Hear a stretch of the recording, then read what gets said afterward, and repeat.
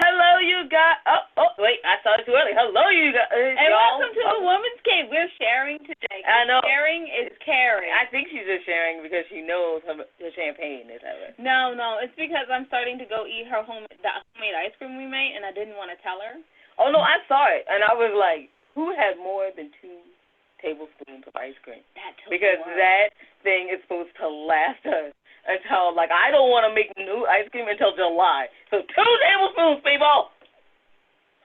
And when she says make ice cream, she doesn't mean we got an ice cream machine maker. She doesn't mean that we whisked it in the KitchenAid. The double boiler. She meant she did it by hand with a fork, and it takes 5 to 6. And you put it in the refrigerator, and you put it in the freezer, and you have to pull it back out, and every then whisk it, and then put it back in, and then whisk it, and then put it. Yeah, so it was like literally, I started it at 2, and we did not finish that thing until like 10 o'clock at night. So yes, I mean you can have ice cream. And actually, we kind of sort of stopped a few times to have champagne. But it doesn't matter. It doesn't matter. I had 30 minutes. Not sure. We did have 30 minutes. I mean, it's time for a bourbon and champagne when you have 30 minutes to wait. I don't know that. And I'm Jade.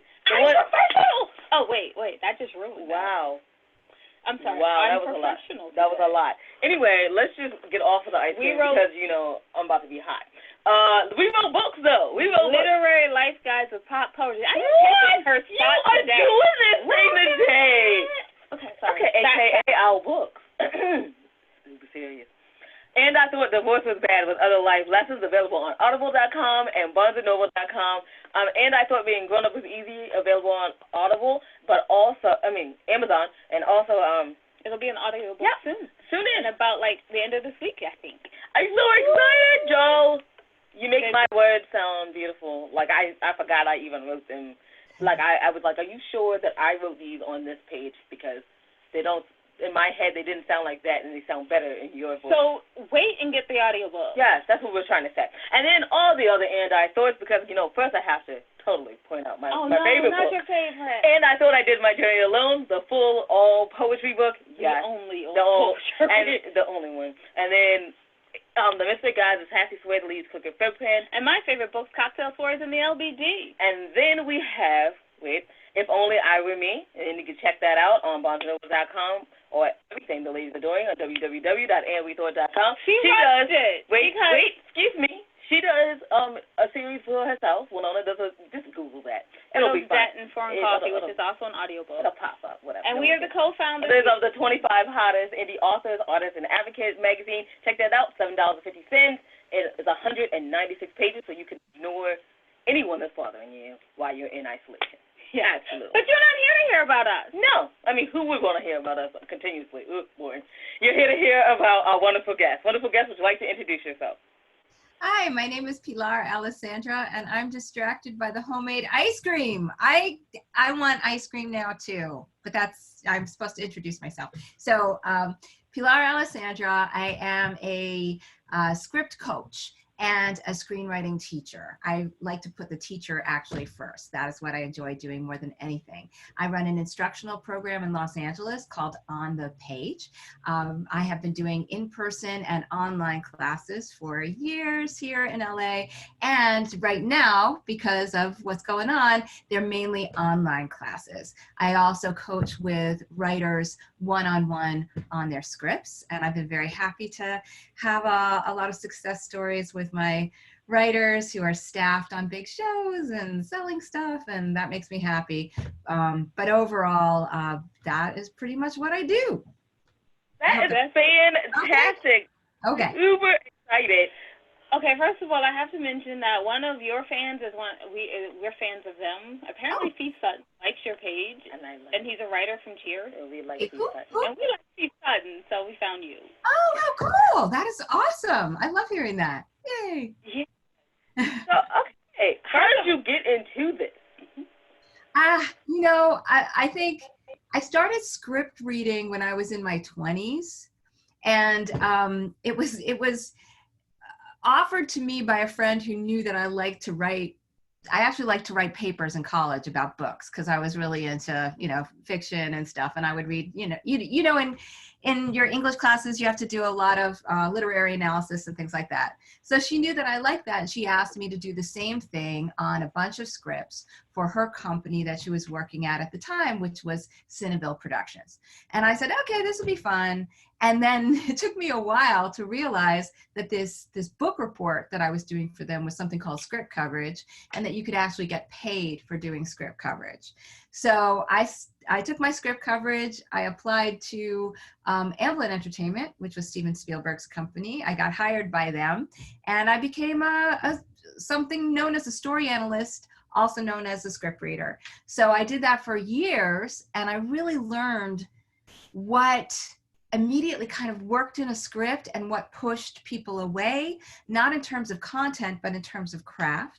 And then I started teaching that for other people. And then I went out on my own when I got pregnant with my first kid. I was like, well, I think I need to do this all by myself now, because and I started on the page.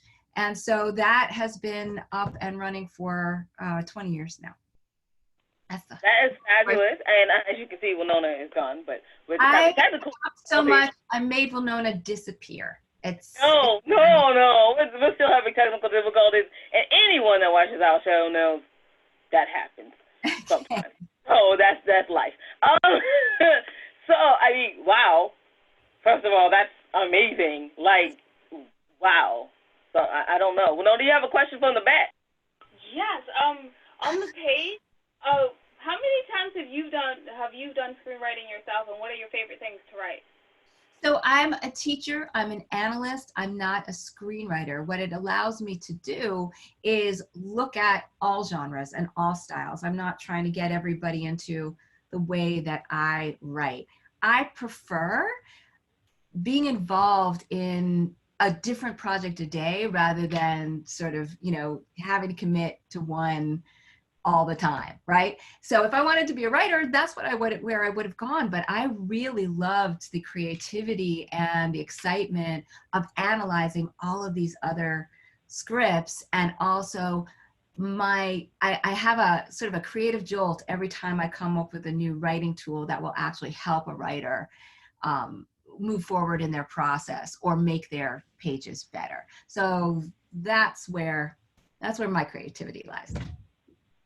Oh, that's fabulous. And I totally understand, because I am one of those readers. Well, I'm not like a writer that does it, but I'm one of those readers that has, like, at any given time, reading like 4 different books, because I don't actually want to read the same book like all the time. But right. I understand what you're talking about. Like, I don't want to be stuck writing this one thing for like 7 years. I want to be able to be like, and I'm helping this person write this one, this one, this one, this one, this one, this one, this one, this one, this one. So what is one of your funniest stories in teaching script writing?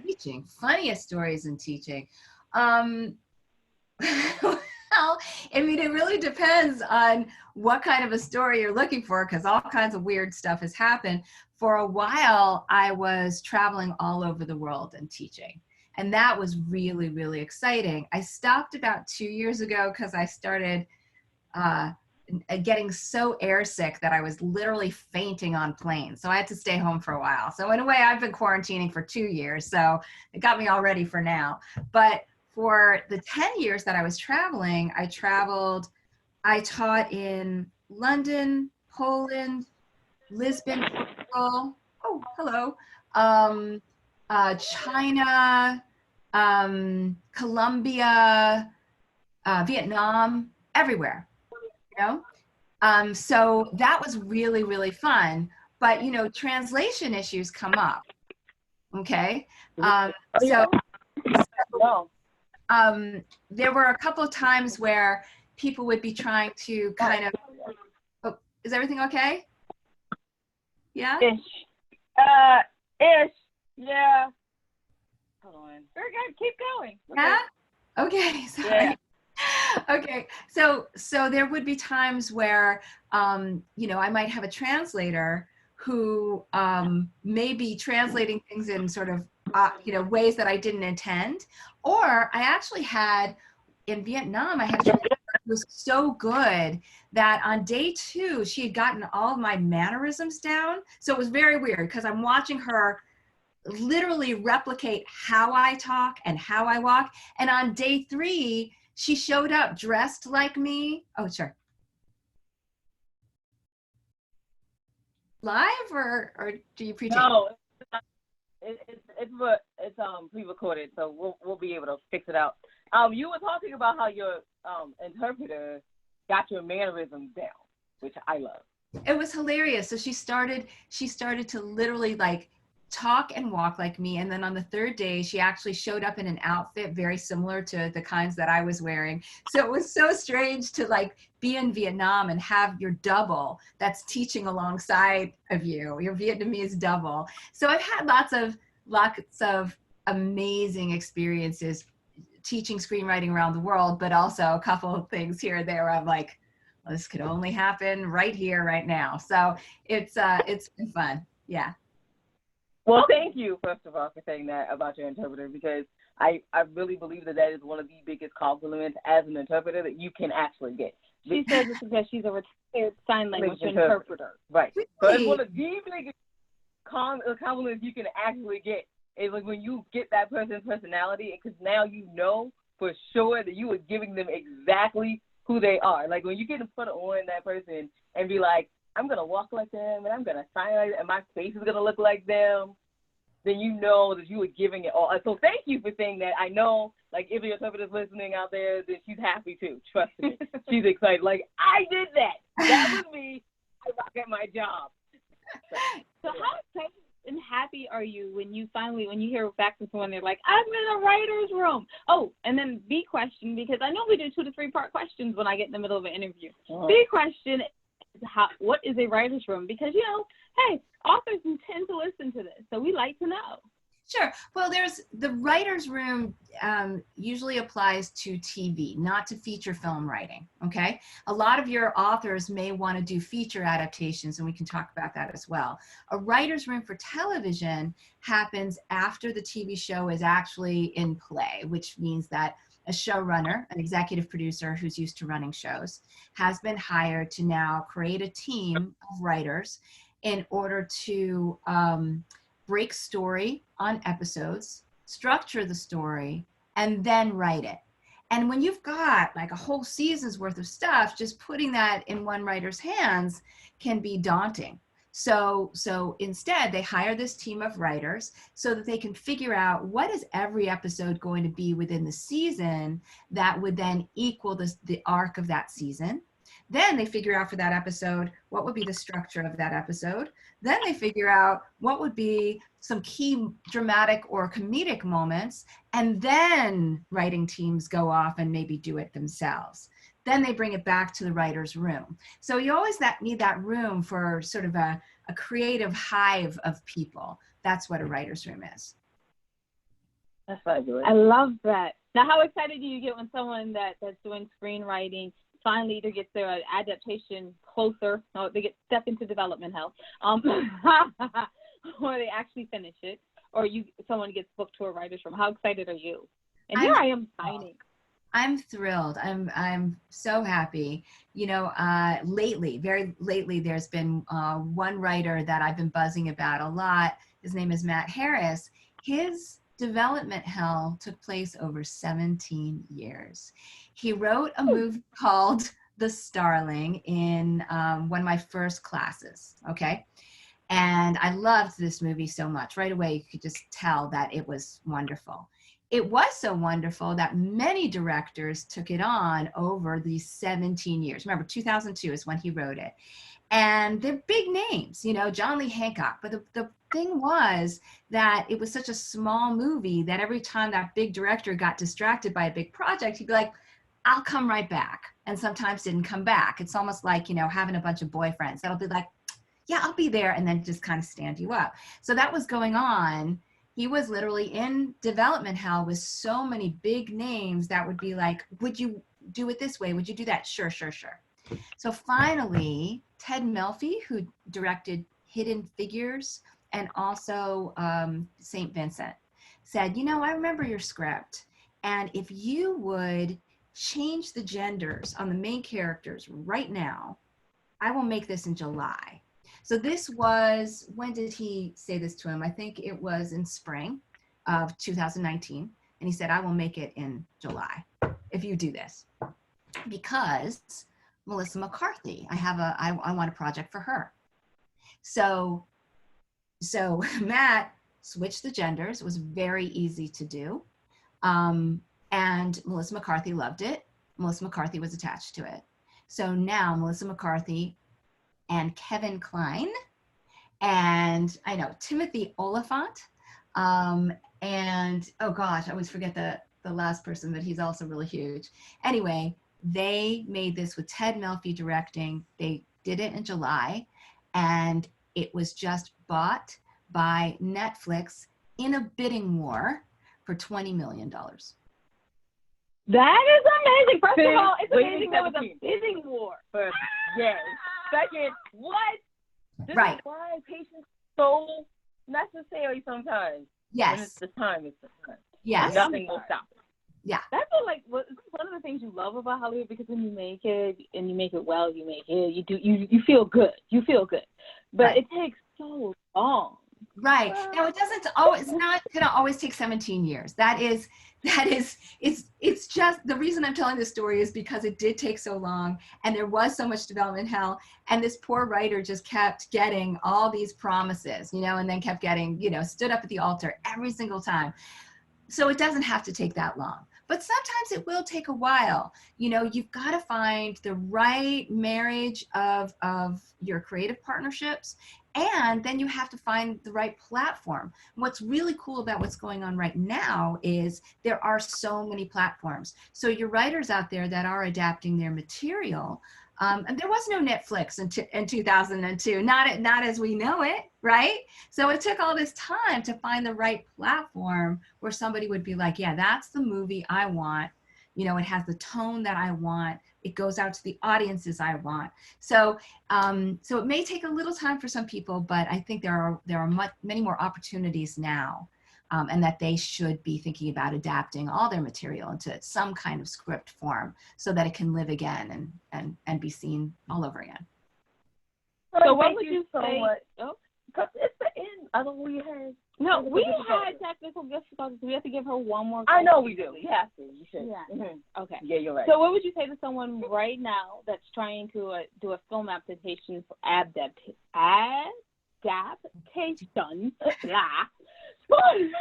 I'm having physical difficulties. Technical, physical. I don't want any more difficulty. Is doing a film adaptation of their novel. What would you say? And then what was the other one? Is it a good time to think about doing screenwriting? Because, Hollywood's kind of closed with Corona, like the production part of it anyway. Well, look, you might as well take advantage of the fact that everything has stopped in its tracks to give you more writing time. So there's that sort of hurry up and wait feeling with Hollywood. Like, come on, get me the draft, right? And then they take their sweet time with developing. Well, right now, nobody's going, get me the draft, because it's like, we're stopped in production right now. That gives you a little extra time to actually do the writing that you've been promising yourself that you would do. So you want to do it. Okay. So that's a good thing. Also for book adaptation people, my big piece of advice is, pick your movie out of your book. A lot of people want chapter by chapter. Everything is precious. No. What's the movie of your book? That might mean lopping off the whole intro or the epilogue. Okay, now what's the movie? It may mean following less characters than you have. What's the movie? So you have to kind of take yourself in hand and ask that question and then write it. Okay, I'm no expert, but I always tell people to pick their 3 points that are absolutely essential, and those points must be the linchpin points, or else your story won't work. Absolutely. So you have middle, beginning, end. Then you should work from there, because that way you don't have the entire book from page 1. I'm not a professional. She is. Listen to her. Exactly the advice that I would give. That's perfect. I love that. Yes. That is awesome. Is there anything else you want to tell us before we ask the final question, because we messed up on our end today? No, I'd love to tell people about my classes. Will I have an opportunity to do that? Yeah. Well, that was the final question. That's the final question? Okay. Yeah. All right. where can people find you and your classes? And if you have any projects or big classes coming up next, let's hear about them. Yeah. So I've got something called Rewrite Techniques. And you can take this even if you haven't finished a script. It's absolutely fine, because I think a lot of your novelists are also in rewrite mode on their books, okay? And this starts May 23rd. It goes through June 13th. It's 4 Saturdays, and it goes from 10 a.m. to 12 p.m. Pacific time. So that makes it doable for East Coasters and people in Europe and things like that. It's an online class. And what I like about it is that we rewrite an element at a time. So you would do like, here's a story rewrite and a character rewrite and a dialogue rewrite. And there are these sort of fun, actionable tools that you can use. And then on the 4th class, Lee Jessup, she is a career coach. She's going to be coming in to talk about the business side of TV and film. So for those of you who don't know that much about it or need more, because so many people do, right? Nobody has all the answers. She'll be able to give that information and answer those questions. You can sign up by going through onthepage.tv, which is my website, and look for Rewrite Techniques online. And it's pretty affordable as is, but I'd like to offer your listeners a 10% discount. And all they have to do is put in the coupon code on the page 10, 10, on the page 10. So it's, lowercase and 10 on the page 10. Okay? Guys, you have to make us look good by actually going and doing this, and not waiting to be like, when are you going to interview Pilar again? No. Website on the page 10. Yeah, that's the coupon code, and the website is onthepage.tv. Go there. Oh my! Did we have to ask her to do it again? I know. I love it. I love it. Thank you so much for joining us today and hanging in there with us, because our life is a little crazy.